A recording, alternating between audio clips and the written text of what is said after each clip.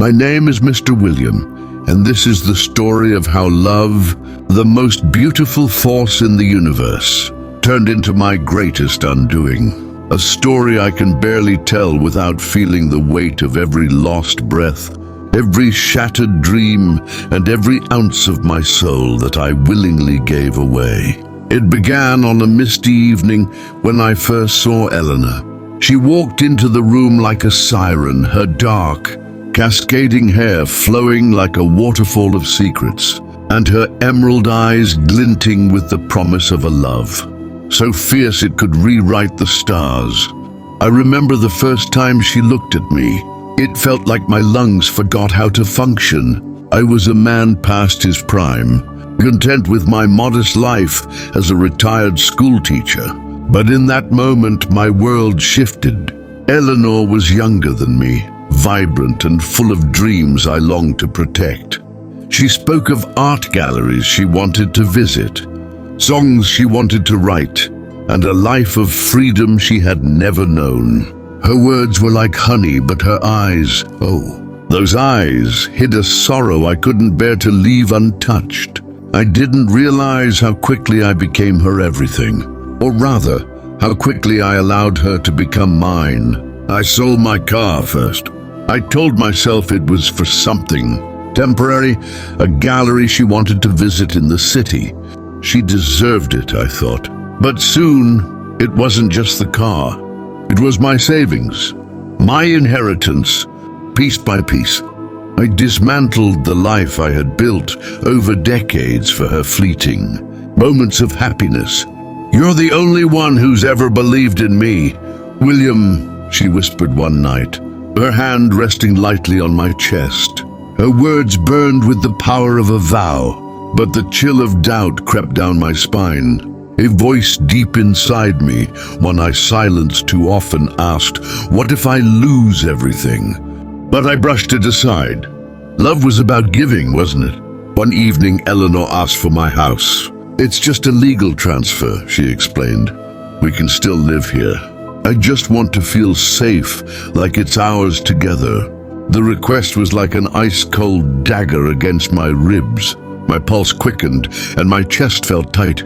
I wanted to say no, but when I looked at her, tears streaming down her face, I felt my resolve shatter like fragile glass. She was trembling, as though her very soul depended on my answer. "Of course, Eleanor," I said, forcing the words past a lump in my throat. My hand trembled as I signed the papers. I told myself it was worth it. I told myself she was worth it. 2 weeks after signing the house over, Eleanor started becoming distant.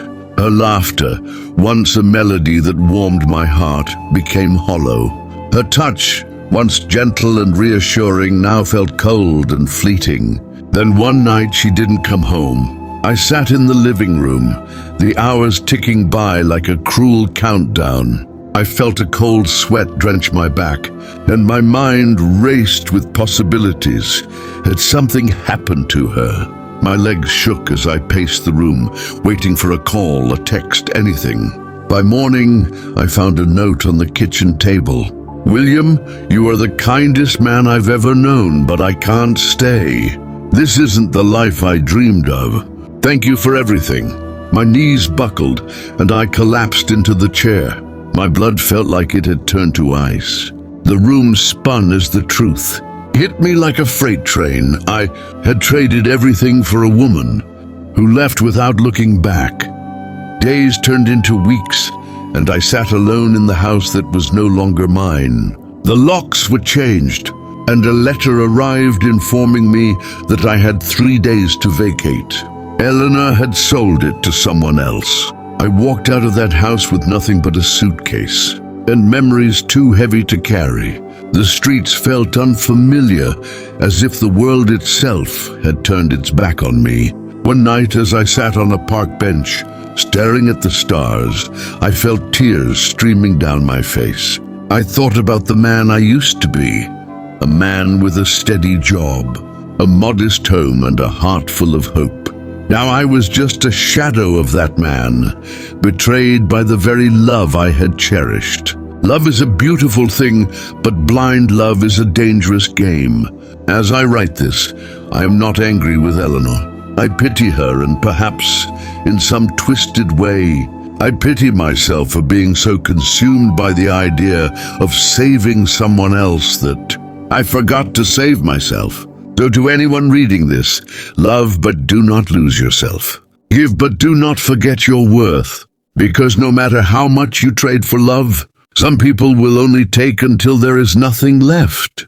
This is my story, and my name is Mr. William.